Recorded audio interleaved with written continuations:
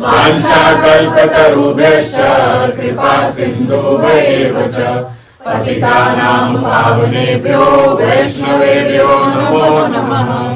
हरे कृष्णा कृष्णा कृष्णा हरे हरे, हरे राम राम राम हरे हरे।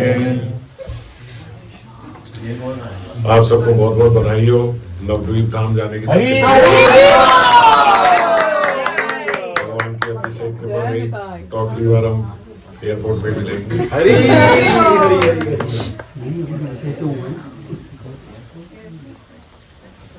तो ऐसे तो नवद्वीप धाम में हमेशा ऐसा प्रयास रहता है कि जहां जहां हम जाएंगे मैं वहीं के बारे में बताऊं, पर पिछले 2-4 बारी से हम लोग देख रहे हैं कि ऐसा हो नहीं पाता। जब वहां जाते हैं तो वहां संकीर्तन का भी कार्यक्रम होता है और ऐसा कई बारी अवसर ही नहीं मिल पाता, इतना घूमना और ये सब होता है कि उसके बीच में कथा ली जाए बैठ के। तो मैंने सोचा हम नवद्वीप जा रहे हैं तो पहले ही हम थोड़ा जहां जहां जाएंगे वहां के बारे में थोड़ी चर्चा कर लें। हम इससे पहले हमेशा जाने से पहले स्वभाव की चर्चा करते हैं कि भक्तों का स्वभाव कैसा होना चाहिए। वो मैं सोचता हूँ वहां पे कर लेंगे धीरे धीरे, एज एंड व्हेन रिक्वायर्ड।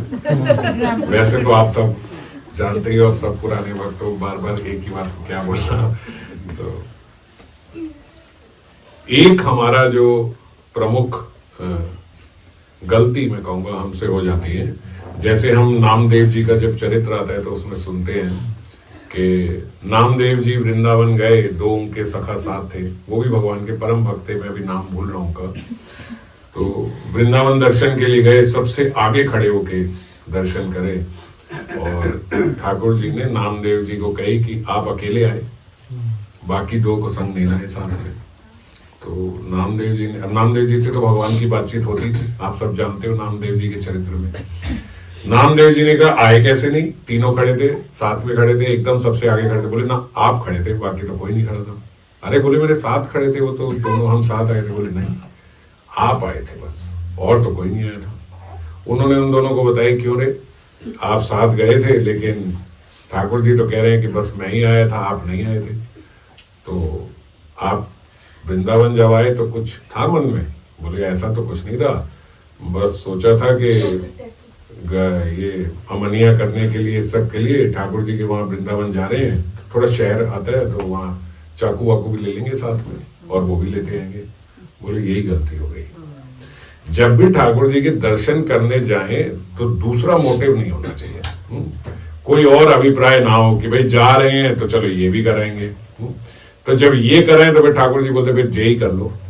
तो दर्शन तो प्रमुख नहीं रहे, वो तो सेकेंडरी हो गए, प्राइमरी तो आपका काम हो गया, कार्य हो गया, ये भी कर लो। ऐसे ही हम लोग कई बारी एकादशी व्रत रखते हैं तो पहले ही सोचते हैं चलो मैं कम खाऊंगा, मैं निर्जला तक रह लूंगा, सिर्फ फ्रूट पे रह लूंगा, इसी बहाने थोड़ा डिटॉक्सिफाई भी हो जाएगी बॉडी, है ना। डाइटिशियंस भी बोलते ही हैं कि 15 दिन में एक बार करना चाहिए, तो वो मेरा 15 दिन में एक बार डिटॉक्सिफाई भी हो जाएगा, तो मैं ऐसे भी करूँगा। ठीक है, एकादशी पे कोई कैसे भी भूखा रह जाए, कैसे भी ना खाए, व्रत रखे, उसको फल मिलता है, पर प्रमुखता जो प्रेम प्राप्त होना है ना, उससे रह जाते हैं। अब कार्य तो आप पूरा करो, दौड़ तो आपने पूरी भागी, फर्स्ट भी आ गए, एप्रिसिएशन मिली पर मेडल नहीं मिला, है ना।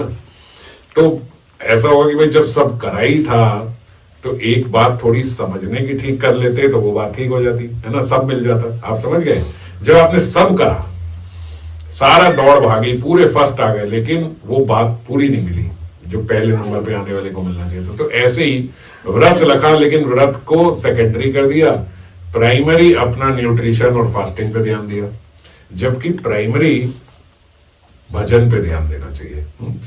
ये खाना पीना थोड़ा सेकेंडरी करके, अगर मान लीजिए आपका पानी पी के सही वजन होता है तो पानी पी के, फल खा के सही वजन होता है फल खा के, आलू खा के होता है तो आलू खा के, लेकिन भजन पूरा दिन हो, ये प्राइमरी है एकादशी में। अब कहे कि अगर निर्जला रखना है तो कोई बात नहीं, सो लेंगे, सुबह लेट उठेंगे, दोपहर को फिर सो लेंगे, शाम को जल्दी सो लेंगे, थोड़े से तो घंटे जागना है, निर्जला रह लेंगे। तो वो निर्जला रखना भगवान को प्रिय नहीं है। है ना? क्योंकि आपका पानी छीन के भगवान को आनंद नहीं मिल रहा।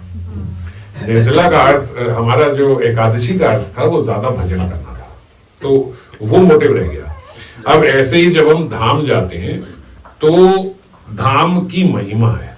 धाम में जो संत रह रहे हैं, उन संत सेवा में, उन संत वाणी में, धाम की भूमि में, पवित्र भूमि में जहां भगवान आज भी है। वृंदावन में आज भी किशोरी जी की, श्याम सुंदर की लीला हो रही है। नवद्वीप में आज भी श्रीमन महाप्रभु विराज रहे हैं। वो उनकी निज भूमि है, निज स्थान है, उसको छोड़ के वो जाते नहीं। तो हमारे लिए सबसे बड़ा अवसर सुख का, सबसे बड़ा इस समय ये होना चाहिए कि हम ऐसे तरस रहे हैं श्रीमन महाप्रभु को पाने के, और वहां पे उनकी तदीय वस्तु और श्रीमन महाप्रभु जहां जिस भूमि पर चल रहे हैं उस रज का हम स्पर्श कर पाएंगे। इसीलिए नवद्वीप को, ऐसा हम पहले पढ़ते सुनते थे कि केवल एक द्वीप जो है वो अपराध भंजन भूमि है। एक द्वीप नहीं है। हमारे आचार्यों ने इस बात को स्पष्ट बताया कि नवद्वीप की भूमि का एक एक कण जो है वो अपराध भंजन भूमि का ही कण है ना। एक एक रज का कण अपराध भंजन कर सकता है। जीव से कोई भी कितने भी अगण्य अपराध हो गए हों, जघन्य अपराध हो गए हों, इससे पहले यदि वो नवद्वीप में जाके वहां की रज में यूं सोच के लौटता है कि ये अपराध भंजन भूमि है, श्रीमन महाप्रभु पापों को नहीं, कहीं और जाते हैं तो हमारे सारे पाप नष्ट हो जाए, पवित्र नदियों में नहा के कुछ करके, नवद्वीप में जाके हमारे सारे अपराध क्षम्य हो जाते हैं। अपराध भंजन भूमि है। अब ये कितनी बड़ी बात है। पर अगर कोई व्यक्ति वहां ये सोच के जाए कि मेरा अपराध हो जाएगा और आचरण वैसा ही रखेंगे, फिर अगले दिन अपराध कर रहे हैं, तो क्या समझ में आएगी कि आपने इस बात को सीरियसली लिया नहीं, बस सुना और बोला, समझा नहीं, आचरण में नहीं आया। अगर आपके आचरण में आज, अगर आपको एक बात पता लग जाए कि भैया आज भगवान बोल रहे हैं आपके सारे पिछले अपराध माफ, तो आप कितना सजग हो जाओगे कि अब आगे ना हो। बहुत बड़ी बात है। मैं अपने आधे जीवन में पहुंच गया था, यहाँ और आगे पहुंच गया था, कुछ ही वर्ष रह गए थे और भगवान ने ऐसी कृपा करी कि मेरे सारे अपराध क्षम्य हो गए। तो हम कितना सजग हो जाए, अब नहीं करूंगा अपराध, है ना। तो ऐसे ही नवद्वीप जाने का अवसर मिले तो सबसे बड़ी बात पहले हमारे मन में आनी चाहिए कि आज वहां अगर मैं पहुंच जाऊं तो मेरे सारे अपराध जो हैं पिछले वो सब क्षम्य हो जाएंगे। आज के बाद फिर नहीं करूंगा, जितने हो गए हो गए। अब यूं न सोच लेना 2 दिन है जो करना कर लो ये भी अपराध अगर ऐसा करेंगे तो फिर ये एक और अपराध बन जाएगा। तो धाम के बल पे, धाम के रज के बल पे हम लोग अपराध करें, ये और बड़ा अपराध है। तो ऐसे ना सोचे वहां जाए, बस अब बड़ा प्रसन्नता होनी चाहिए कि अगर हम वहां पहुंच पाए तो हमारी सारी जितनी अभी तक की जो गलतियां थी, जो अपराध थे, वो सब हमारे खत्म हो जाएंगे और आगे से फिर हम सजग हो जाएंगे, अब नहीं करेंगे। तो सबसे पहली बात कि नवद्वीप जो है वो अपराध भंजन भूमि है। कोई एक द्वीप नहीं है। नवद्वीप हम क्यों बोलते हैं? क्योंकि ये 9 द्वीप थे। यहाँ पे गंगा जी आई और गंगा जी ने जब प्रवेश किया तो इसको 9 हिस्सों में बांट दिया, इसीलिए इसका नाम हुआ नवद्वीप। ये नवद्वीप यही है। यहाँ पे जानु मुनि यहाँ पे बैठे हुए थे और यहाँ बैठ के तपस्या कर रहे थे बहुत वर्ष पहले, जब गंगा यहाँ आई नहीं थी, जब इस पृथ्वी पे गंगा नहीं थी। गंगा को लाने वाले भगीरथ थे। तो भगीरथ जब अभी लाए नहीं थे गंगा जी को इस पृथ्वी पर, उससे पहले जानु मुनि वहां बैठे हुए तपस्या कर रहे थे ये नवद्वीप की भूमि पर। उन्हें नहीं पता था कि ये इस भूमि पे कितने कल्पों के बाद श्रीमन महाप्रभु आएंगे। वो समय था। अब उस समय, त्रेता के समय जब वो वहां बैठे, या उससे भी पहले जब वो वहां बैठे, तो अपना भजन कर रहे थे। भजन करते करते करते करते करते एक दिन उनको श्रीमन महाप्रभु के दर्शन हुए। उस टाइम नहीं पता था ये महाप्रभु है, तो उन्हें साक्षात वहां पे दर्शन हुए श्री कृष्ण के, जो कि स्वर्ण रंग के हैं, स्वर्ण वर्ण के हैं। तो स्वर्ण वर्ण के कृष्ण को देख के जानू मुनि जो है वो एकदम अचंभित हो गए कि ये क्या है। आज हमें देखे हम पहचान लेंगे श्रीमन महाप्रभु आए, है ना। तब महाप्रभु तो अभी आए नहीं थे, अवतरित ही नहीं हुए थे। तो ऐसा स्वरूप देख के वो चकित हो गए कि आश्चर्यचकित हुए, आपका ये कैसा स्वरूप प्रभु, ऐसा स्वरूप तो मैंने कभी सुना ही नहीं, है ना। आपका कृष्ण स्वरूप जानता हूं, हालांकि भजन विष्णु स्वरूप का कर रहे थे, आपके कृष्ण स्वरूप को जानता हूं, भजन नहीं कर रहे थे, भजन भी विष्णु स्वरूप का कर रहे थे, पर कृष्ण स्वरूप में भी आपका वर्ण स्वर्ण। तो मोहित हो गए वो उनका रूप देख के जानू मुनि। उन्होंने कहा कि ये क्या लीला है। तो उन्होंने फिर बताया कि मैं ऐसे ऐसे श्री कृष्ण चैतन्य रूप में यहां पे आगे आने वाले कलियुग में मैं यहां पे अवतरित होऊंगा। उन्होंने बोला जब आप होगे तो मैं वहां रहना चाहता हूं, मैं वहीं रहना चाहता हूं, आपके संग रहना चाहता हूं।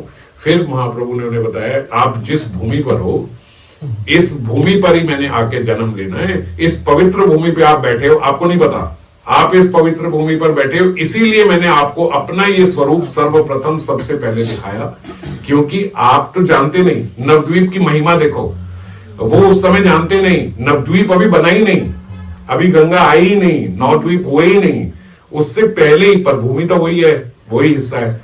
तो वहां बैठे तपस्या कर रहे थे, उसका फल उन्हें ये मिला कि श्रीमन महाप्रभु के उन्हें दर्शन हुए और उन्होंने बोला मैं यहीं बैठा हूं, जब तक आप नहीं आओगे मैं यहीं आपका इंतजार करूंगा और आपके दर्शन करूंगा। फिर वहां पे गंगा जी आई, भगीरथ आए, भगीरथ अपने रथ के पीछे पीछे गंगा जी को भगा रहे थे। अब गंगा जी चलते चलते जब वहां पहुंची तो गंगा जी जानती थी कि इस स्थान पर मेरे प्रभु अवतरित होंगे। तो जैसे ही वो नवद्वीप में आई तो वो खिलखिलाती हुई गंगा जी जो है खूब तेज भाव से, जैसे उल्लसित हो जाता है कोई व्यक्ति, नृत्य करने लगता है, ऐसे गंगा वैसे तो शांति से पीछे पीछे चल रही थी, पर यहां आके बहुत उल्लसित हो गई और अपने इस भाव में उन्हें ध्यान नहीं रहा कि यहां कोई मुनि बैठे तपस्या कर रहे हैं। तो उन्होंने इतनी जोर से हिलोले लेते हुए गंगा ने प्रवेश किया कि उनकी जो छोटी सी कुटिया थी थोड़ा हिस्सा वो भी टूट गया, उनका जो वहां कुमंडल पड़ा था जानू मुनि का वो भी उड़ गया और हवा के प्रभाव से बोलते कुटिया भी, जैसे तेजी से अगर पानी आए तो हवा भी इतनी तेज चलती है, उनकी कुटिया भी थोड़ी अस्त व्यस्त हो गई। उनका ध्यान हटा तो उन्होंने देखा कि ये, अपने ध्यान में चिंतन किया कि ये कहां से आया जल, तो उनके ध्यान में आया कि ये तो साक्षात श्री गंगा है। ये गंगा कौन है? बोले ब्रह्मा जी ने सर्वप्रथम जब भगवान के चरण प्रक्षालन किए थे तो इस जल से किया था, ये वो गंगा है। तो भगवान के चरणों से निकली हुई भगवान का चरणामृत है, ये गंगा है। उन्होंने उनको नमन किया और साथ में ही, क्योंकि उन्होंने उनका सब कुमंडल वो उड़ा दिया था, तो उन्होंने चुल्लू भर जल लेके ऐसे लेके सारी गंगा को पी लिया जानू मुनि ने। अब भगीरथ जी आगे आगे रथ दौड़ा रहे हैं, पीछे देख रहे हैं महाराज गंगा है ही। वापिस पीछे चले, कहा जहां जहां तो नदी का तो निशान बन जाता है, स्थान बन जाता है, जहां जाता वहां पीछे आए। जानू मुनि के पास पहुंचे, महाराज यहाँ गंगा चल रही थी। बोले वो तो क्या हुआ? बोले हमारा कुमंडलू उड़ा दिया, ये उड़ा दिया महाराज, क्षमा हो गया।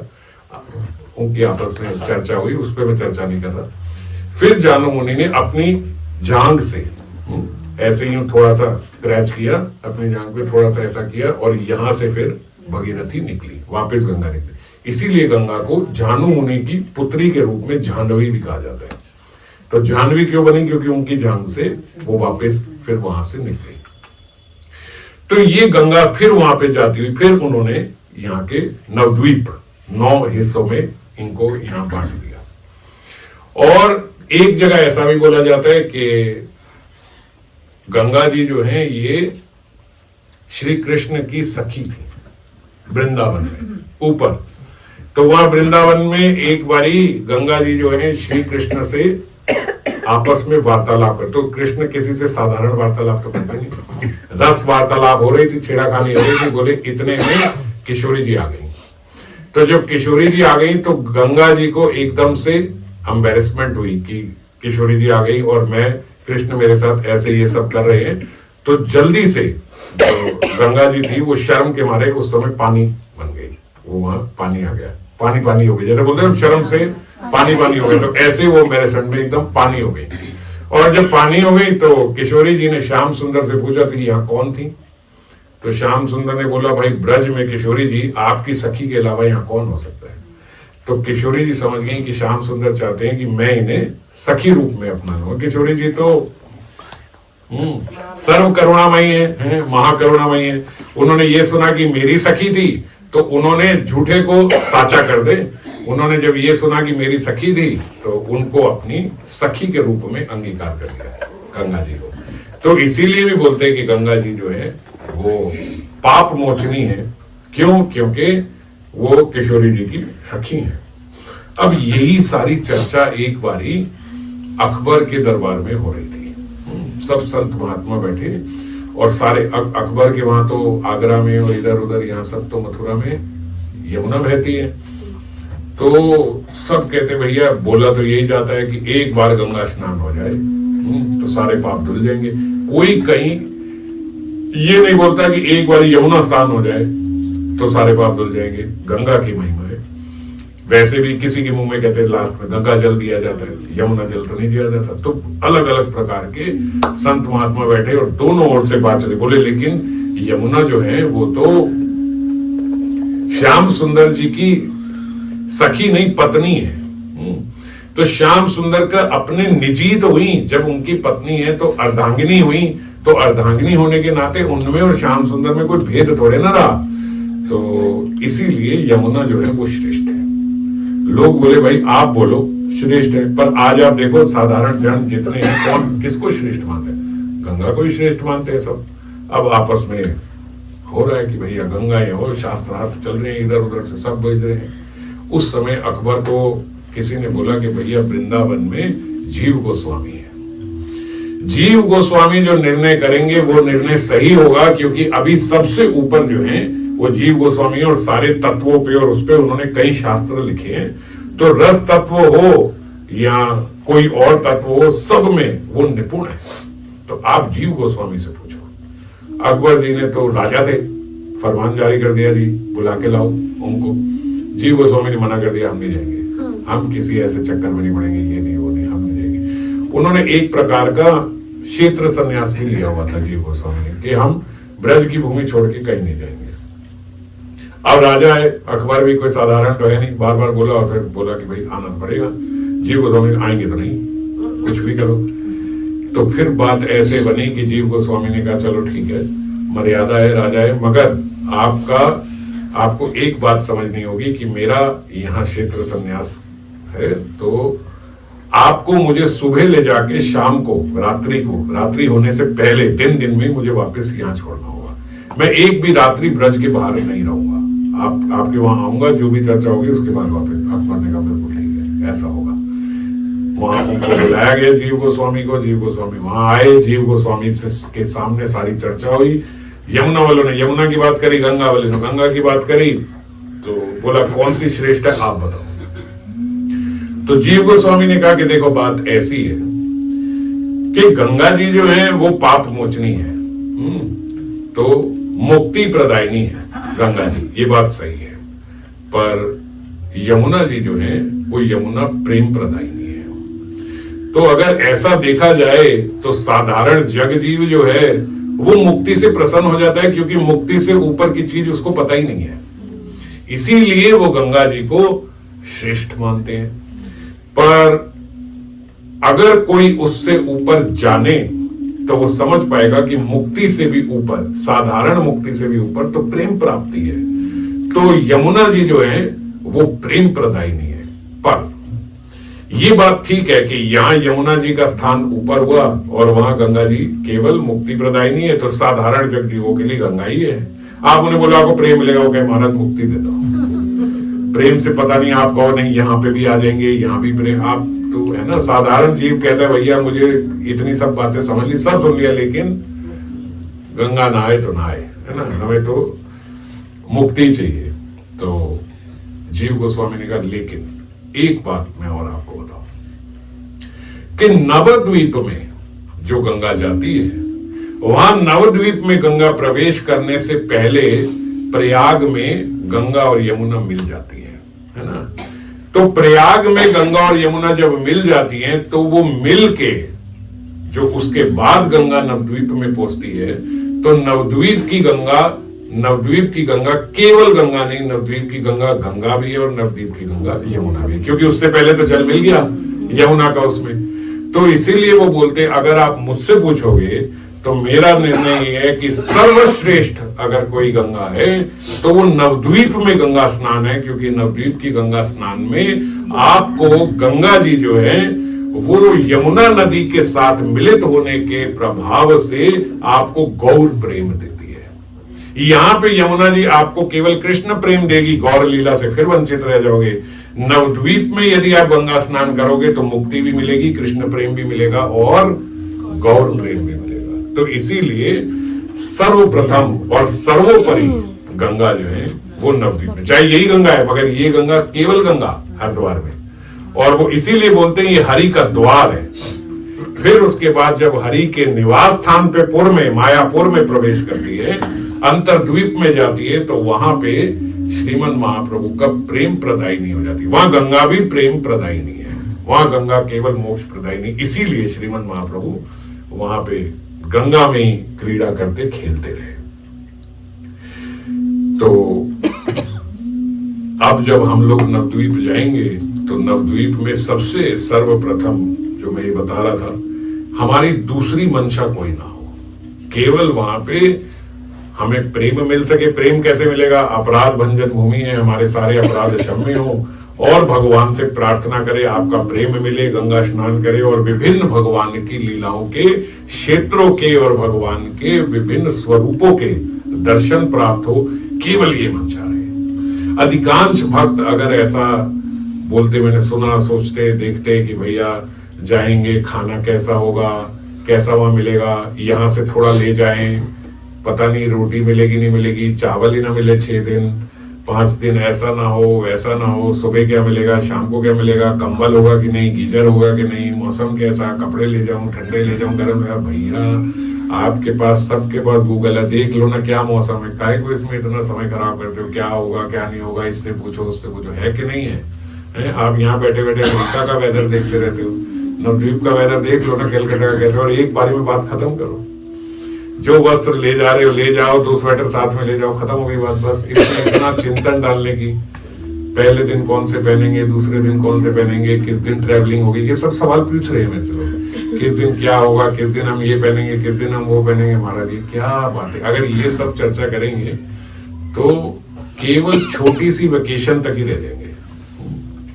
वेकेशन बहुत छोटी होती है, उसमें आपको लगता है कि हमें थोड़ा चेंज मिल जाएगा, थोड़ा मजा आ जाएगा, 5 दिन के बाद आप वैसे के वैसे थोड़े ज्यादा दुखी हो जाते हो, क्योंकि अब वो भी खत्म हो गया, जो एक एक्साइटमेंट थी एक वेकेशन में जाने की, वो भी खत्म हो गई। तो 5 दिन बाद आप वहीं के वहीं आ जाते हो। पर जब हम धाम जाते हैं तो जो प्रेम प्राप्त करते हैं, जो भजन प्राप्त करते हैं, जो आनंद प्राप्त करते हैं, वो आनंद केवल इस देह में नहीं, वो आनंद आपको भगवान के समीप लेके जा सकता है। हमेशा हमेशा के लिए आपका जन्म मृत्यु से चक्कर छोड़। तो कितनी बड़े आनंद की बात कर रहे हैं और उसको हम कितनी छोटी सी वेकेशन में खराब कर देते हैं। तो ये केवल जब धाम जाएं तो ये 4 दिन 5 दिन की वेकेशन नहीं है ना। ध्यान रखें कि हमारा जो मूड है वो पूरा प्रेम प्राप्त करने की ओर ही रहे। जहां जाएं वहां लीला चिंतन ही करें, भगवान के स्वरूप का दर्शन करें, उस भगवान के स्वरूप के पीछे क्या लीला है उसका थोड़ा ध्यान करें, और मुख्य रूप से अपने हृदय में ये मान के चले कि हमें भगवान की कृपा प्राप्त करनी है। अगर इन 5 दिन में भी फिर यही सब बस करते रहे जो हम कर रहे हैं कि ये क्या करिए, वो क्या करिए, तूने क्या पहना, मैं क्या पहना, ये क्या करे, वो क्या करे, तो फिर बात खराब हो जाएगी, गड़बड़ हो जाएगी। फिर वो मुख्य जो हमारा लक्ष्य है प्रेम का, वो मिलेगा नहीं, है ना। और ऐसा वैसा ही करने में कुछ और अपराध भी बन जाते हैं। तो इसीलिए मुख्यतः हम लोग किसी और चीज पे ध्यान ना दें, ये करेंगे वो करेंगे।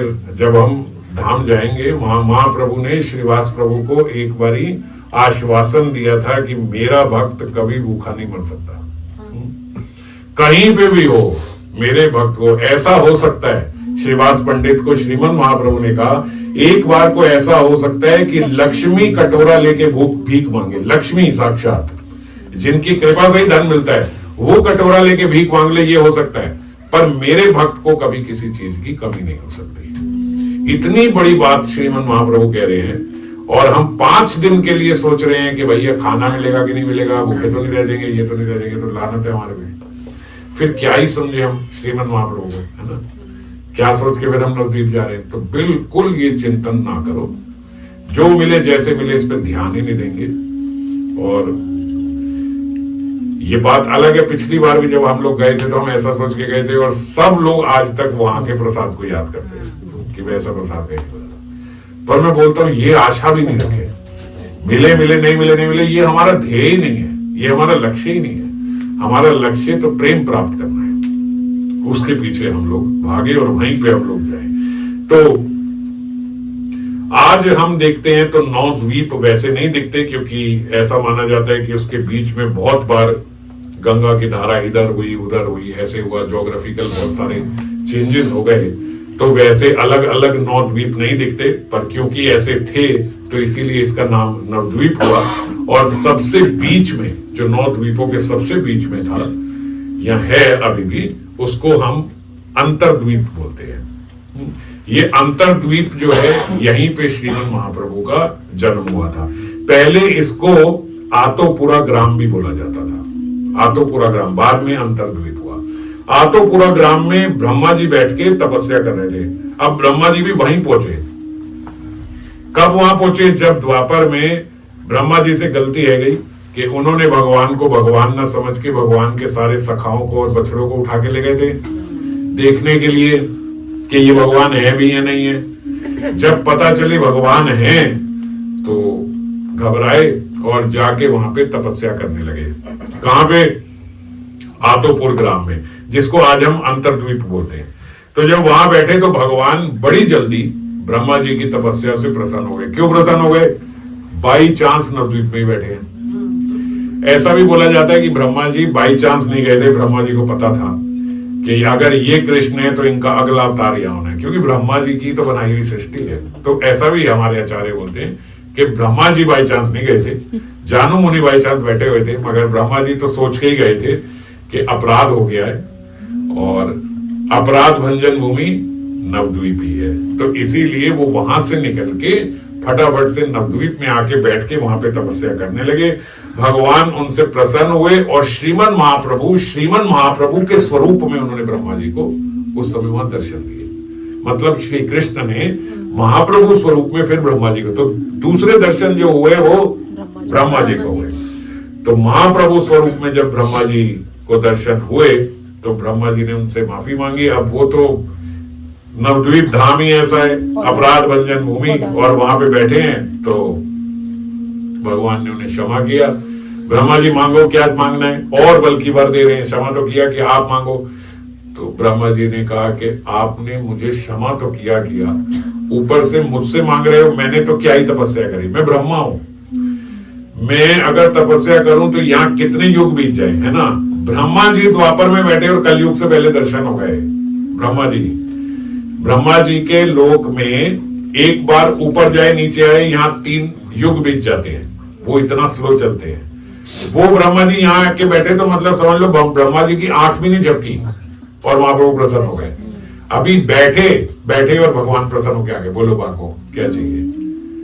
बोले ठाकुर जी अगर ये मैं वृंदावन में बैठा होता, कहीं और बैठा होता तो बैठा रहता, ब्रह्मा लोक में चला जाता तो शायद ये शरीर खत्म हो जाता, आप ना आते।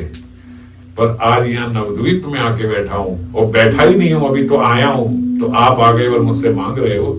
तो बस एक कृपा करो कि जब आप यहाँ आओ तो मुझे नीच कुल में जन्म देना, ताकि मेरे अंदर वो अभिमान ना आए जो आज ब्रह्मा के अंदर आया है कि कौन आ गया हमारी सृष्टि में जो अपने आप को भगवान समझ रहा है। यही अभिमान था उनके भीतर। तो ये अभिमान मेरे अंदर ना आए, मैं अपने आप को बड़ा ना समझूं, एकदम नीच कुल में मेरा जन्म हो। तो उनको भगवान ने फिर वरदान दिया कि आप जब मैं आऊंगा तो हरिदास रूप में आप ही आओगे और एक मुसलमान घर में आपका जन्म होगा, ताकि वो अपने आप को थोड़ा ऐसे समझे कि मैं तो किस कुल से हूं, ऐसे समझे। और जो मैं हरि नाम प्रचार यहाँ पे करूंगा उसमें प्रमुखता आप मेरा ब्रह्मा जी सहयोग दोगे। तो इसीलिए ब्रह्मा जी यहाँ पे हरिदास ठाकुर के स्वरूप में आए। और क्योंकि यहाँ पे भगवान ने अपने अंतर की बात ब्रह्मा से कही कि मैं यहाँ पे आके प्रचार करूंगा और नाम के द्वारा मैं इस सारी पृथ्वी का उद्धार करूंगा, सब लोगों का, सर्वजनों का उद्धार करूंगा, ये भगवान के अंतर की बात है। तो अपने अंतर की बात उन्होंने ब्रह्मा से व्यक्त करी, इसीलिए बोलते उसका नाम अंतरद्वीप हो गया कि भगवान के अंतर की बात भगवान ने यहाँ पे आके व्यक्त की थी। अब यहीं पे भगवान सची माता के आंगन में जहां हम रहते हैं, वहीं पे उसी रोड पे सची माता का आंगन है। वहीं सची माता के आंगन में श्रीमद महाप्रभु ने जन्म लिया। एक तो बोलते कि ये अंतरद्वीप जो है यही सारे द्वीपों के मध्य में है, सबसे सेंटर मायापुर का जो है वो यही अंतरद्वीप है। और अंतरद्वीप का भी मध्य सबसे सेंटर जो है वो सची माता का आंगन, जहाँ श्रीमद महाप्रभु का जन्म हुआ। और यहाँ जो वृक्ष है, नीम का वृक्ष है, नीम के वृक्ष के नीचे जन्म हुआ, इसीलिए इनका एक नाम निमाई हो गया। और सची नंदन इसलिए कहते हैं क्योंकि सची माता के पुत्र हैं। वो बोलते हैं, ऐसा हमारे आचार्यों ने बताया कि काल के प्रभाव से और महाप्रभु के प्रेम से जिस नीम के वृक्ष के नीचे उनका जन्म हुआ था, वो नीम का वृक्ष तो श्रीमद महाप्रभु साथ ही ले गए, है ना। तो जब ऊपर गए तो वो भी अंतर्ध्यान हो गया वो नीम का वृक्ष, और उसी जगह पे एक दूसरा नीम का वृक्ष उसी समय उतना ही बड़ा प्रकट हो गया। तो वो भी जो वृक्ष हम देख रहे हैं वो भी साधारण वृक्ष नहीं है। मानो जैसे भगवान अवतरित होते हैं तो ऐसे ही वो नीम का वृक्ष एक रूप से यहाँ पे आ गया, पर मुख्य रूप से वो नीम का वृक्ष भी साथ चला गया। क्योंकि जब लीला अंतर ध्यान हुई तो सारे जो निज पार्षद थे वो सब साथ गए। तो ऐसा कहते वो वृक्ष जो है वो भी साथ में चला गया। पर जो ये वृक्ष है जो हम दर्शन करेंगे, ये इसको और उसमें भेद नहीं समझना चाहिए, है ना। जैसे भगवान के विग्रह, भगवान का नाम, भगवान के रूप और भगवान साक्षात में कोई भेद नहीं है, ऐसे ही ये वो वृक्ष वहां पे है जहां हम दर्शन करते हैं, जिनके नीचे श्रीमद महाप्रभु का जन्म हुआ।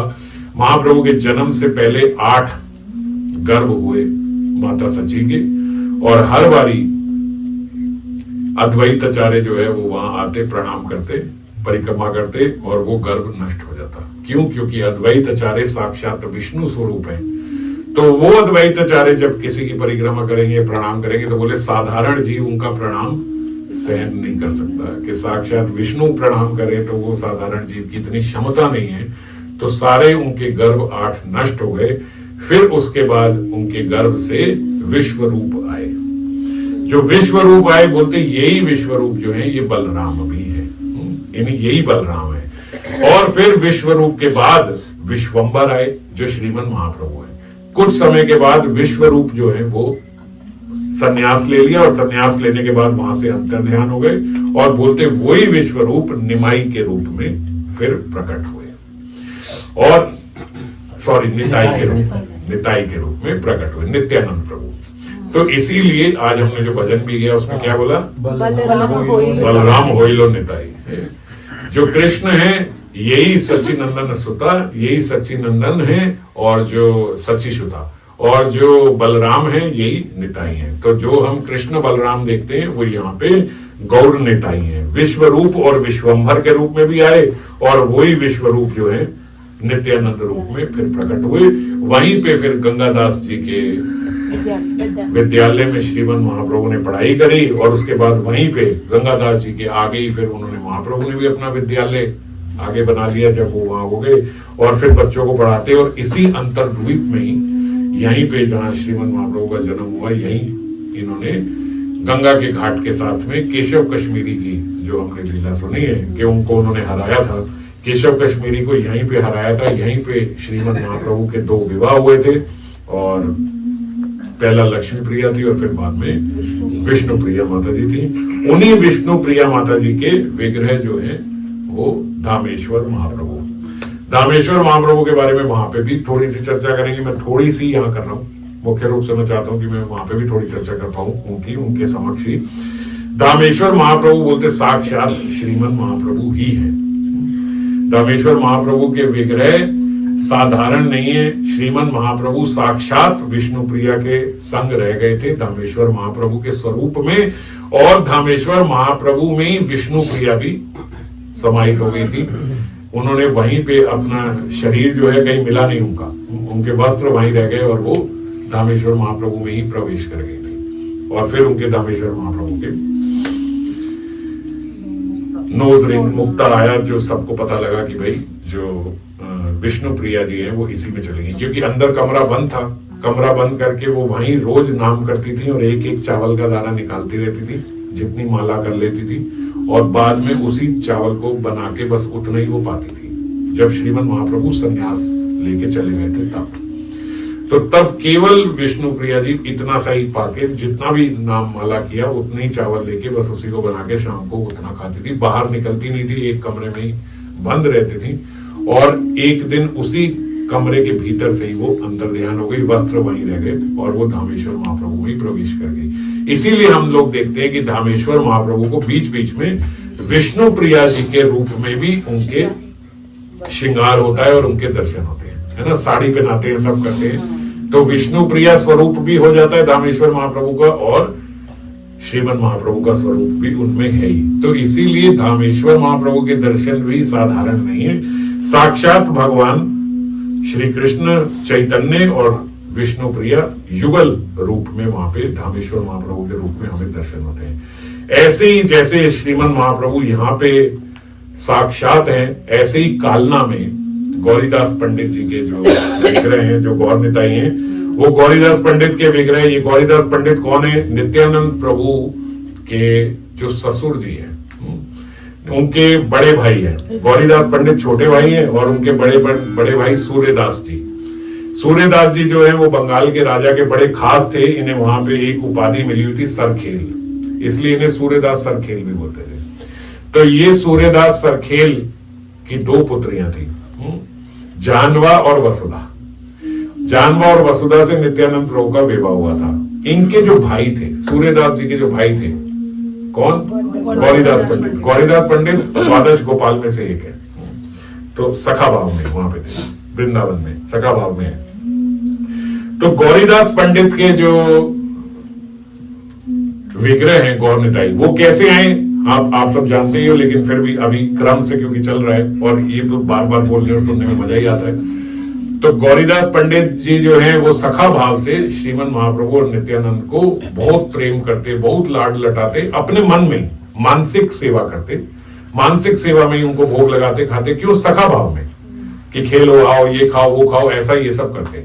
और जब श्रीमन महाप्रभु ने वहां पे संकल्प लिया कि अब मैं संन्यास लूंगा, तो नित्यानंद प्रभु के साथ वो पहले गौरीदास पंडित से मिलने आए, संन्यास लेने से पहले, कि भैया इनसे एक बार मिल जाए, फिर हम तो संन्यास ले लेंगे, तो फिर यहाँ आएंगे नहीं इधर बंगाल में। तो वहां गौरीदास पंडित गए कालना में। कालना बहुत समीप है ये नवद्वीप के, तो हम लोग जाएंगे वहां पे, दर्शन करेंगे। तो नवद्वीप के पास में ही वो है, बस थोड़ा सा गंगा पार करी उस समय। तो बिल्कुल ऐसे ही था कि नाव में वो वहां पे गए, और जब वो वहां गए तो गौरीदास पंडित बड़े प्रसन्न हुए महाप्रभु और नित्यानंद प्रभु को देख के। बहुत बोलते प्रसाद पवाया, खिलाया, उनके साथ खेले कूदे, खूब आनंद किया। और उसके बाद महाप्रभु और नित्यानंद ने कहा कि ठीक है, अब हम चलें। और नित्यानंद प्रभु ने बताया कि ये अब संन्यास लेने वाले। जो गौरीदास पंडित ने ये सुना तो फूट के रोए, बोले 1 मिनट रुकना, मैं आपके लिए एक वस्तु लेके आता हूँ।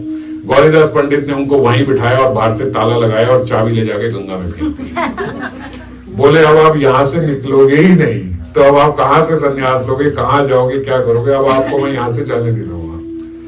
तो साक्षात हरि है, कौन से तालों में बनते हैं, लेकिन प्रेम के ताले में बन जाते हैं। बड़ी आग्रह करी गौरीदास पंडित जी से, भैया भीतर बुलाया, गौरीदास जी बात को समझो, यह लीला है, ये थोड़ा तो आप आनंद लो, थोड़ा हमको भी आनंद ले लेने दो। यहाँ अंदर उठा, बोले नहीं, आप यहाँ से नहीं जाओगे, आप दोनों यहाँ ही रहोगे। फिर बातचीत में थोड़ी बीच में सेटलमेंट हुई कि चलो ठीक है, एक रूप से हम दोनों यहाँ रहेंगे और एक रूप से अब हम आगे जाएंगे और ये संन्यास लेंगे और ऐसा करेंगे। बोले ठीक है। तो उन्होंने बोलते अपने भीतर से ही 2 स्वरूप हो गए, 2 महाप्रभु और 2 नित्यानंद हो गए उसी समय वहीं पे। अब 4 लोग खड़े हैं, 2 महाप्रभु और 2 नित्यानंद। बोले अब बोलो कौन से 2 आपके पास रह जाए और कौन से 2 चले जाए? बोले कोई भी रह जाओ, कोई भी चले जाओ। एक ही हो, कोई भेद नहीं है ना। तो दो वहां पे महाप्रभु और नित्यानंद का एक जोड़ा वहां रह गया और एक जाने लगा। तो गौरीदास पंडित जी ने देखा कि ये तो बोल नहीं रहे, हंस नहीं रहे, कुछ नहीं कर रहे, वो भाग के गए। वो नाव पे जाने वाले थे, पकड़ के ले आए, तुम इधर आओ, तुम दोनों यहाँ रहो, इन दोनों को जाने दो। उन्होंने कहा ठीक है। वो दोनों वहां पे खड़े हुए, वो विग्रह उठ के चलने लगे। जब उठ के चलने लगे तो देखा तो ये विग्रह बन गया।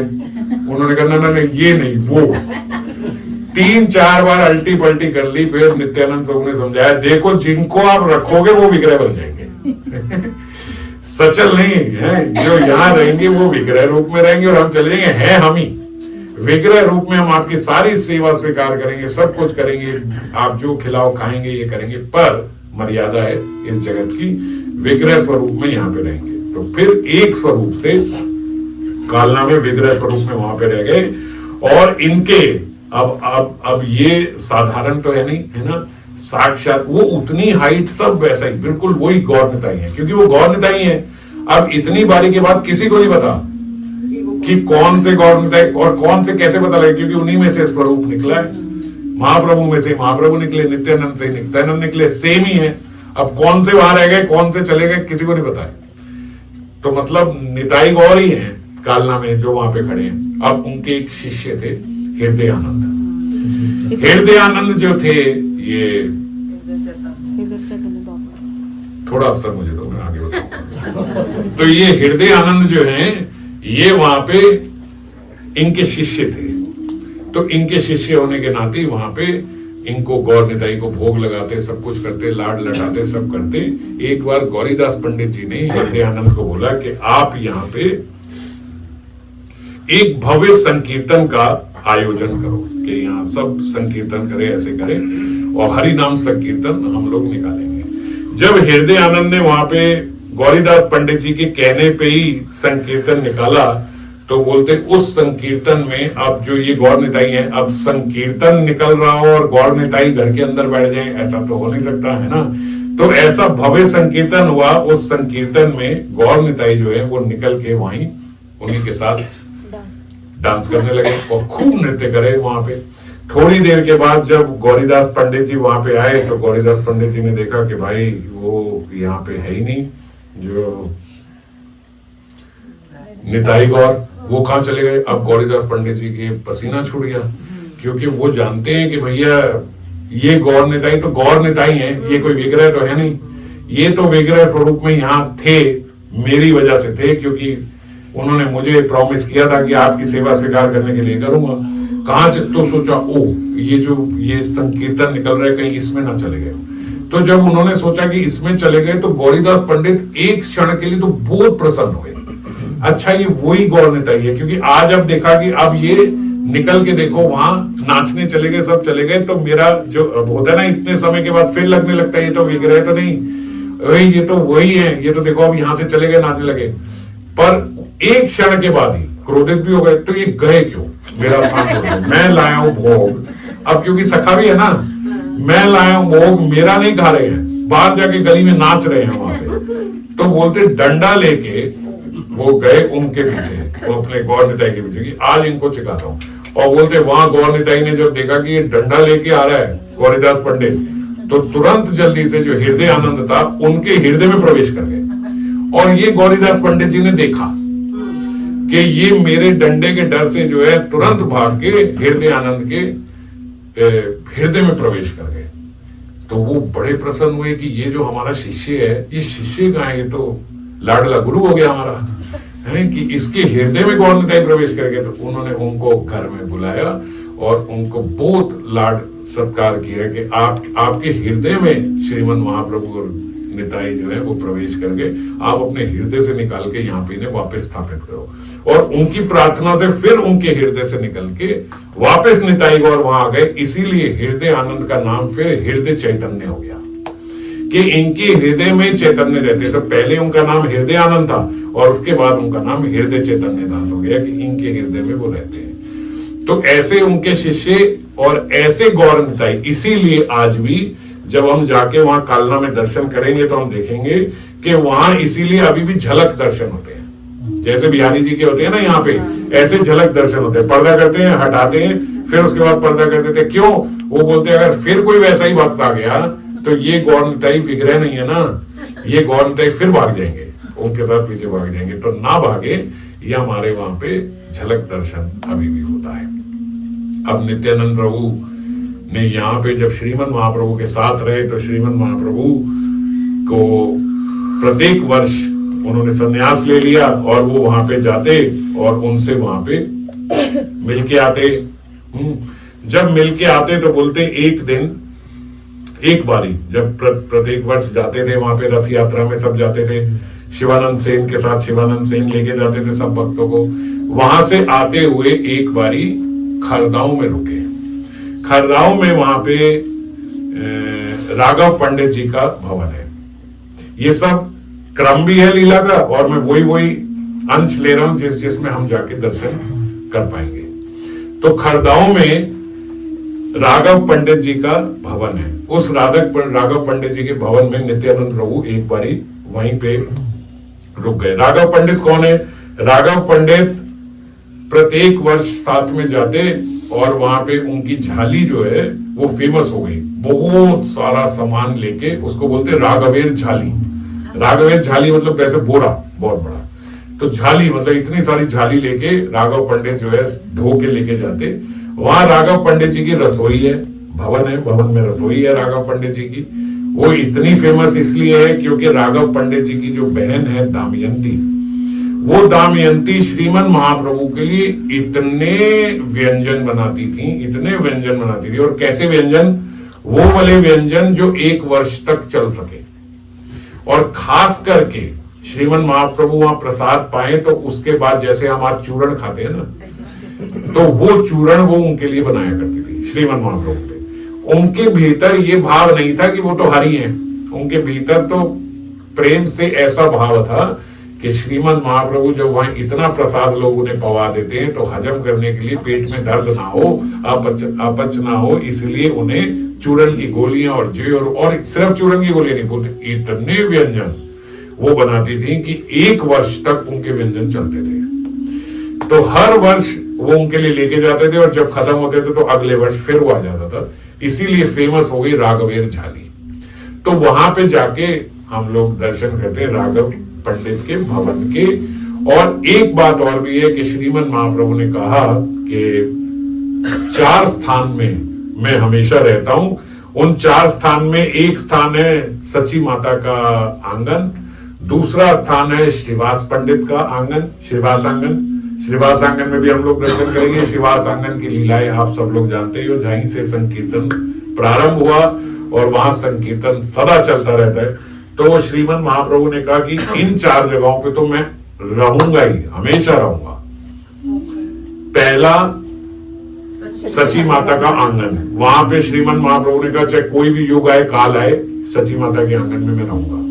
तो हम लोगों के लिए बहुत बड़ी बात है कि हम सची माता का आंगन जाएं और वहां पे जाके और कोई बात नहीं, केवल नाम करें और ध्यान करें कि श्रीमन महाप्रभु हर समय वहां रहते ही है।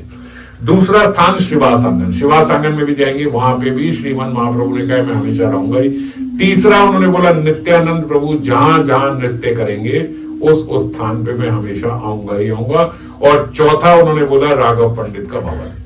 भैया इन्होंने रसोई में जो जो बनाया है खरीद लिया है मुझे, तो यहाँ पे राघव पंडित की रसोई में, राघव पंडित के भवन में मैं सदा रहूंगा। तो एक स्थान खरगोऊ में जहां राघव पंडित जी का है, वहां श्रीमन महाप्रभु ने स्वयं कहा है कि मेरा वहां सदा वास रहेगा।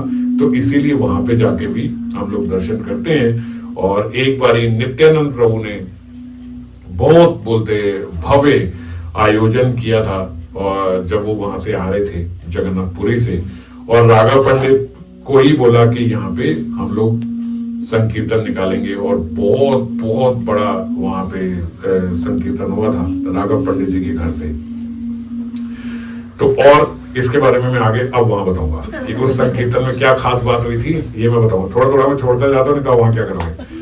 तो राघव पंडित जी के घर में बैठ के थोड़ी चर्चा करेंगे कि ये क्यों इतनी बड़ी बात है कि मैं ये बता रहा हूँ कि वहां संकीर्तन किया था, क्यों है ये चर्चा हमने करी, ये बात हम बाद में करें। और यहीं पे फिर पानी हाटी भी है, पानी हाटी के दर्शन होते हैं। पानी हाटी में दंड महोत्सव हुआ पानीहाटी में, नित्यानंद प्रभु वहां बैठे हुए थे, आप सब जानते हो। रघुनाथ दास गोस्वामी पाद ने दूर से प्रणाम किया, तो जब दूर से प्रणाम किया तो नित्यानंद प्रभु पहचान लिए। रघुनाथ दास गोस्वामी ऐसा सोचते थे कि मैं बड़ा शूद्र मतलब क्योंकि मैं इस भौतिक जगत में फंसा हुआ जीव, और ये तो साक्षात हरि, मैं कहाँ इनके समक्ष जा पाऊंगा, इनके इतने सात पार्षद और सब संत महात्मा बैठे हैं। दूर से प्रणाम किया तो नित्यानंद प्रभु ने उनको वहीं से बुलाया कि इधर आओ। पहचान गए ये रघुनाथ दास गोस्वामी है, और बोलते ये चोर है। चोर क्यों है? बोले ये वहां दूर से मुझे प्रणाम करके मेरी कृपा लूट के भाग रहा था। प्रणाम करते कृपा तो प्राप्त हो जाएगी नित्यानंद प्रभु की, बोले वहीं से प्रणाम करके मेरी कृपा लूट के भाग रहा था, इधर आ बेटा।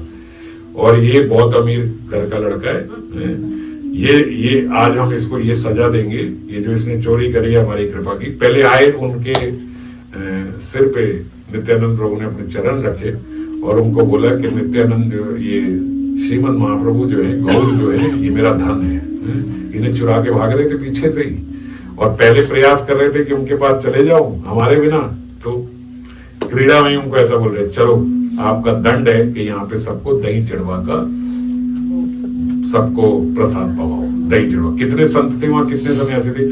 बोले कई लाख सन्यासी वहां पे थे जब उनको ये बोला था। तो ऐसे बोला दंड रूप में कि आप इन सबको पवाओ।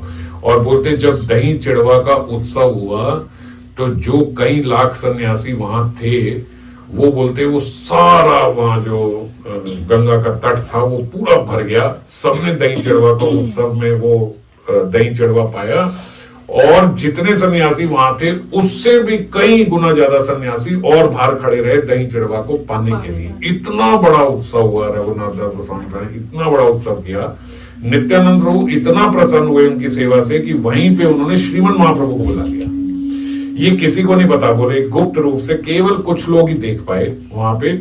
और कैसा उत्सव उन्होंने करा कि बोले नित्यानंद प्रभु श्रीमद महाप्रभु उसके बाद नृत्य करते करते ऐसे हो गए कि जहां विचार होता है कि ये झूठा है, ये ऐसा है, वैसा कर, कुछ नहीं, एक एक सन्यासी के उठा के उनकी थाली से उठा के उन्होंने पाया, और कभी खुद पा रहे हैं, कभी दूसरे को पवा रहे हैं, एक का दूसरे को, दूसरे का तीसरे को, तीसरे को चौथे को, ऐसे पवा के बड़ा भव्य उत्सव वो दही चढ़वा का हुआ। और आज भी प्रत्येक वर्ष वहां पे उसी तिथि पे वहीं पे वो दही चढ़वा उत्सव होता है। हम लोग भी यहाँ पे बताते हैं, तो घर में बनाते हैं हम लोग, फिर भोग लगाते हैं दही चढ़वा। ये पानीहाटी में हुआ, जहां नित्यानंद प्रभु ने उनपे कृपा करी, उसके भी हम लोग दर्शन करेंगे। अब खरदा को खरदा क्यों बोलते हैं? एक ये भी, इसके पीछे भी एक लीला है। बोलते जब श्रीमद महाप्रभु ने नित्यानंद प्रभु को बोला कि अब आप विवाह कर लो, तो नित्यानंद प्रभु उससे पहले, वो महाप्रभु को भी मिलने से पहले सन्यास ले चुके थे। अब सन्यास लेने के बाद किसी को कहो कि गृहस्थ में चला जाए तो महाराज यहाँ पे तो ये पाप है, पर वो तो साक्षात हरि हैं। अब हरि का तो क्या सन्यास और क्या हो। और फिर महाप्रभु की आज्ञा है कि आप जो है विवाह कर लो। तो श्रीमन नित्यानंद प्रभु जो हैं, उन्होंने, नित्यानंद प्रभु ने सोचा कि ये मेरा जो घर रहेगा वो खरदाओं में रहेगा, यहीं पे हम अपना निवास स्थान बनाएंगे। तो वहां निवास स्थान बनाने के लिए जब उन्होंने विचार किया, तो वहां पे बोलते जो वहां के जमींदार थे उनसे उन्होंने बात करी कि भाई यहाँ हम विवाह करके रहेंगे, तो आप हमें कुछ भूमि जो है यहाँ पे प्रदान कीजिए। वहां का जमींदार नित्यानंद प्रभु को जानता नहीं था कि ये साक्षात हरि है। उसने कहा चलना, पहले संन्यास ले लिया, बाद में विवाह करने की बात कर रहा है, हमारे यहाँ जमीन नहीं है। तो बोलते नित्यानंद प्रभु तो अक्रोध थे, है ना, उनको क्रोध नहीं आया, गुस्सा नहीं आया, कुछ नहीं आया। वो तो नित्यानंद प्रभु रूप में, जब नित्यानंद प्रभु आए तो वो लक्ष्मण जी जैसे नहीं थे। नित्यानंद प्रभु यहाँ पे और कृपालु, महाप्रभु से भी ज्यादा ठंडे एकदम। तो अक्रोध परमानंद, तो नित्यानंद प्रभु को बिल्कुल क्रोध नहीं आया। उन्होंने उनको फिर बोला, अरे आप कुछ भूमि दे दो, हम लोग यहाँ छोटा सा अपना गृहस्थ रूप में रहेंगे, छोटा सा हमें भूमि का टुकड़ा दे दो। तो उस समय बोलते जो वो जमींदार था वो क्या कर रहा था, मछली पकड़ रहा था जल में। तो मछली पकड़ते पकड़ते वो हंसने लगा और उसने बोला कि ठीक है, ये एक घास के तिनके को उसने आग लगाई, बोला ये मैं डाल रहा हूं, ये जहां गिरेगा वो भूमि आपकी, ठीक है। तो उसने वो जला के वो डाला कहां, मछली पकड़ रहा था, पानी में डाल दिया। पानी में डाल दिया, बोले ओ ये भूमि आपको देनी थी, ये तो बुझ गया। और बोलते जहां उन्होंने डाला, नित्यानंद प्रभु ने अपनी कृपा से वहीं पे भूमि प्रकट कर दी। जहां उसने वो डाला वो बहुत बड़ा जलाशय था, वो जलाशय में वहीं पे भूमि प्रकट हो गई जैसे ही उसने वो डाला। तो इसीलिए इसको बोला जाता है खर दाव, कि खर को दाह किया। जहां उसने वो जो जलाया, वो घास के तिनके को जहां जला के उसने वो डाला, खर दाह किया, वहां पे खरदाव प्रकट हो गया। तो ये जो खरदाव की भूमि है, ये इतनी बड़ी भूमि वो जलाशय से प्रकट हो गई, मतलब काफी बड़ा हिस्सा, जहां पे उनका फिर निवास स्थान बना। तो जब उसने ये देखा जमींदार ने, तो वो समझ गया कि ये साधारण नहीं है। तो उसके बाद से वो बोलते हैं जमींदार जो है वो भी नित्यानंद प्रभु के चरण आश्रय हो गया, और उसने वो सारी भूमि जो है वो नित्यानंद प्रभु को दे दी कि आज से आप ही यहीं के जमींदार हो, मैं कुछ नहीं हूं। तो इसलिए उसका नाम हुआ खरदाव। और वहीं पे नित्यानंद प्रभु की अपनी जो निवास स्थान है उसको कुंज वाटिका बोला जाता है। बाद में यहीं पे वीरचंद्र जी आए, वहां पे श्याम सुंदर जी का मंदिर है खरदाव में। सब समझ पा रहे हो ना, ये सब आपने देखा है। तो खरदाव में हम लोग श्याम सुंदर जी के मंदिर भी जाएंगे। श्याम सुंदर का मंदिर जो है ये नित्यानंद प्रभु के जो पुत्र हैं वीरचंद्र, वीरचंद्र प्रभु जो है ये और कोई नहीं, ये साक्षात महाप्रभु ही है, जो नित्यानंद प्रभु के पुत्र के रूप में वापस आए। महाप्रभु जब लीला समाप्त करके चले गए, नित्यानंद प्रभु ने यहाँ विवाह किया। नित्यानंद प्रभु के साथ भी वही हुआ जो सची माता के साथ हुआ। वहां 8 गर्भ हटे। यहाँ नित्यानंद प्रभु के वसुधा माता से, वसुधा और जानवा 2 पत्नियां हैं। हमारी परंपरा जानवा माता से चल रही है, तो जानवा माता से सारी डिसाइप्लिक वो चली, परंपरा चली, और वहां से उनकी जो संतान हुई वो वसुधा माता से। तो वसुधा माता जब गर्भ ग्रहण करती तो वहां अभिराम आ जाते। अभिराम पंडित जो थे, ये अभिराम पंडित भी 12 गोपाल में से एक है। अब ये अभिराम पंडित भी जब वहां आते तो ये प्रणाम करते, और जो ही प्रणाम करते तो उनके गर्भ का नाश हो जाता। बोले अभिराम पंडित भी ऐसे ही थे कि जिस शिला को प्रणाम करते वो शिला फट जाती थी, क्योंकि वो बोलते अभिराम अगर किसी को प्रणाम कर रहे हैं तो या तो वो शालिग्राम होने चाहिए, और अगर किसी व्यक्ति को प्रणाम कर रहे हैं तो या तो वो भगवान हो, नहीं तो वो सत्यानाश फट जाएगा। तो वो जब आते, जैसे ही वसुधा माता गर्भ ग्रहण करती है, गर्भ ग्रहण किससे हो रहा है? नित्यानंद प्रभु है, और गर्भ ग्रहण हो रहा है, अभिराम पंडित प्रणाम करते, गर्भनाश हो जाता। 1 बार 2 बार 3 बार 4 बार 5 6 7। अब नित्यानंद प्रभु ने कहा अब जो वसुधा माता ने गर्भ ग्रहण किया है, अब हालांकि नित्यानंद प्रभु तो सब जानते ही हैं, उन्हीं के उससे हो रहा है, लेकिन उस समय मानवीय लीला करने के लिए उन्होंने बोला अभिराम पंडित अब इस क्षेत्र में घुसना नहीं चाहिए, पूरे खरदाव में प्रवेश बंद कर दो, अभिराम यहाँ आएगा नहीं। और जितने नाविक थे उन सबको बोल दिया अपनी नाव में बिठा के कोई अभिराम को यहाँ नहीं लेके आएगा जब तक ये वसुधा ने गर्भ ग्रहण किया हुआ। सब मना हो गया, सब हो गया। कुछ समय के बाद बोलते वहां पे फिर अभिराम ने आने का प्रयास किया। सारे नाविक ने बोला कि भैया हम आपको नहीं, उसने कहा तुम्हें प्रणाम कर दूंगा, अगर मेरे को मना करोगे मैं पहला प्रणाम तो तुम्हें करूंगा। अब नाविक डर गए, हमें प्रणाम करेगा तो हम गए। बोले अगर मैं तो तुम्हारी नाव को भी प्रणाम करूंगा तो वो फट जाएगी। दिखाया उन्होंने नाव को। अब नाव थोड़ी शालिग्राम है, जिस नाव को प्रणाम करते हो नाव टूट जाती। तो बोलते सारे नाविक ने गंगा में छलांग मार दी कि भैया हम तैर के उधर चले जाएंगे, हम नाव नहीं चलाएंगे। तो अभिराम जी ने उस समय बोलते अपना वस्त्र लिया, बाहिर वस्त्र, उसको पानी में रखा, उस पे बैठे और आ गए। जब लोगों ने देखा तो लोग चकित हो गए, क्या व्यक्ति है, वो मना किए जा रहे हैं, ये मान नहीं रहे हैं। अपना ही उतारा गमछा, उसको लपेटा, उसी पे बैठे और तैर के गंगा पार करके वहां चले गए। नित्यानंद प्रभु को पता लग गया कि भैया अभिराम जी आ गए। नित्यानंद प्रभु ने वहीं रोक दिया, खूब खिलाया पिलाया, टुल कर दिया कि भैया ये खा पी के ये यहीं पे विश्राम कर जाए। मगर अगले दिन फिर सुबह अभिराम उठ के ऐसे हो गया कि मैं जाके प्रणाम करूंगा माता वसुधा को। माता वसुधा और जानवा ने हाथ पैर जोड़े, भैया प्रणाम ना करिए ना करिए, मगर वो नहीं माने। उन्होंने प्रणाम किया और प्रणाम किया तो इस बार बोलते गर्भ नष्ट नहीं हुआ। और उसी बारी जो फिर जन्म लिया उन्होंने, वो वीरचंद्र प्रभु ने जन्म लिया। तो ये वीरचंद्र प्रभु जो है, ऐसा कहते हैं ये साक्षात श्रीमन महाप्रभु ही हैं जो उनके पुत्र रूप में आए। और फिर बाद में वीरचंद्र प्रभु का भी बड़ा वहां पे प्रभाव था। वहां के जो नवाब थे उनके आगे भी बड़ा प्रभाव था। एक बार कहते कि वीर चंद्र को स्वप्न में आदेश हुआ, कई लोग बोलते हैं कि मेडिटेशन में हुआ, स्मरण करते हुए आदेश हुआ कि आप यहाँ पे राधा श्याम सुंदर जी के विग्रह का निर्माण करो। अब जो छवि उनके मन में आई कि राधा श्याम सुंदर जी की ये ऐसे ऐसे छवि होनी चाहिए, वो छवि से वो प्रेरित हुए। उन्होंने बोला कहां करूं, तो प्रेरणा हृदय में आई कि नवाब के महल में एक शालिग्राम जी है, उन शालिग्राम जी को लेके आओ और उनसे इन विग्रह का निर्माण करो, जो अभी राधा श्याम सुंदर जी वहां पे है।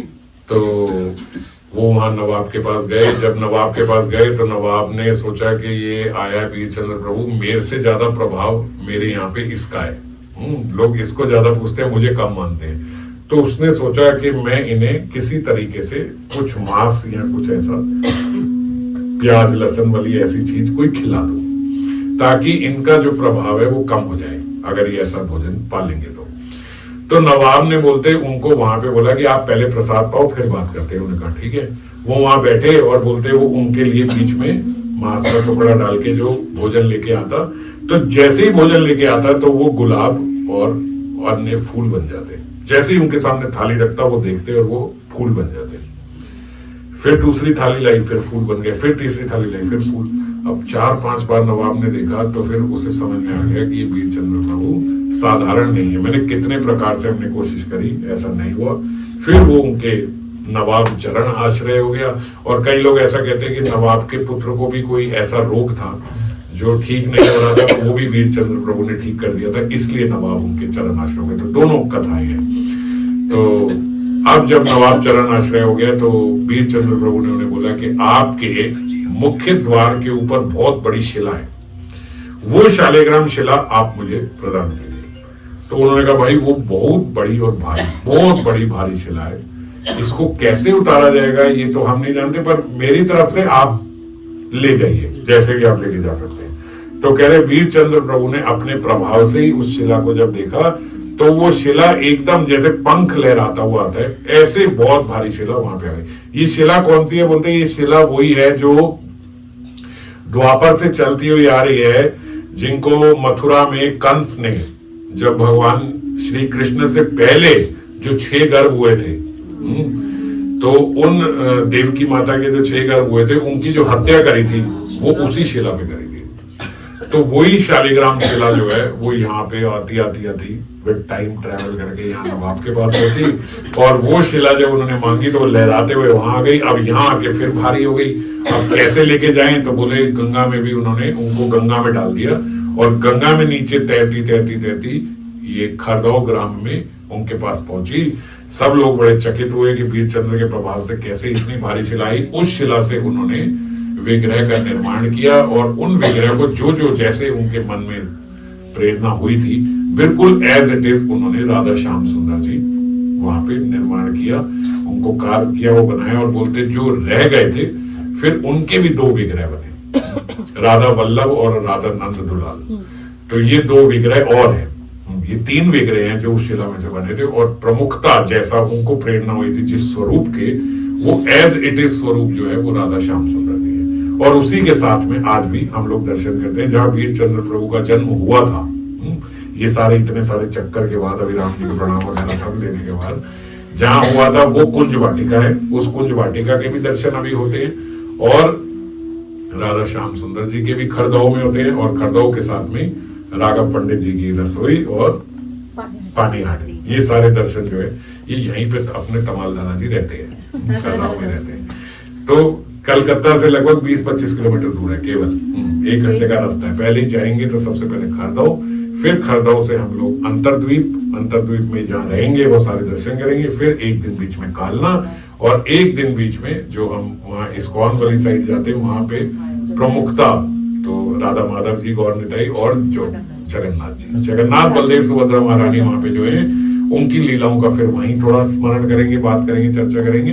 वो जगन्नाथ बलदेव सुभद्रा महारानी बिल्कुल बोलते एकदम जैसे जगन्नाथपुरी में जगन्नाथ जी हैं, उनमें और उनमें कोई भेद नहीं है। तो आप वहां हुआ है तो समझ लो आप जगन्नाथपुरी के दर्शन भी आपने कर लिए। बहुत बहुत बहुत लीलाएं वहां जगन्नाथ जी कर रहे थे, कर रहे हैं, करते रहेंगे। वहीं पे वो उन्हीं का प्रदेश है और वहीं पे उसके मोड़ पे चांद काजी की समाधि भी है, वहां पे उसके भी दर्शन होंगे। तो ये सारे प्रमुख दर्शन हम लोग वहां करने का लाभ करेंगे। और बीच में गंगा स्नान जिससे गौर प्रेम प्राप्त हो, और आप सबका बड़ा उचित स्वभाव जिसमें कोई खाना पीना, कपड़े कपड़े, ये सब की बातें हम लोग ना सोच के करके, मुख्यतः ऐसा नहीं आपके मुख से कपड़ा निकलना नहीं चाहिए, खाना निकलना नहीं चाहिए, भूख लगे खाओ, मगर प्रमुखता ये सब सेकेंडरी, इसको ज्यादा ध्यान नहीं देना। तो भूख लगे खाना खा लेना, ऐसे नहीं कि भाई खाना खाते तो आपको आपने कहा था खाना नहीं, खाना खाए सब करे, मगर प्रमुखता ये हमारे भीतर की बात है कि हमारे अंदर ये सब ना चलता रहे कि क्या खाएंगे, क्या पहनेंगे, क्या करेंगे। ये सब करेंगे, कपड़े तो पहनेंगे, खाना तो खाएंगे, मगर प्रमुखता हम लोग श्रीमन महाप्रभु के प्रेम का आग्रह करके, प्रेम की वहां पे अभिलाषा रख के सब दर्शन। इसीलिए मैंने मोटा मोटा रूप से आपको बताया कि ये सब दर्शन बहुत स्पेशल है ना। 4 रूपों में तो 4 स्थानों में श्रीमन महाप्रभु ने कहा मैं हूं, पर कालना में भी तो है, वहां पे भी तो है, धर्मेश्वर महाप्रभु में भी तो है ना? तो कई कई स्थानों पे ऐसा कोई गणना नहीं है कि बस 4 ही जगह पे और नहीं है, जगह जगह पे वहां श्रीमन महाप्रभु के दर्शन हो सकते हैं, उनकी अनुभूति होती है, और हर रज का कण वहां का जो है वो हमारे अपराध का भंजन कर सकता है। तो इसलिए बहुत ध्यान रख के बड़े प्रेम से हम लोग वहां दर्शन करेंगे।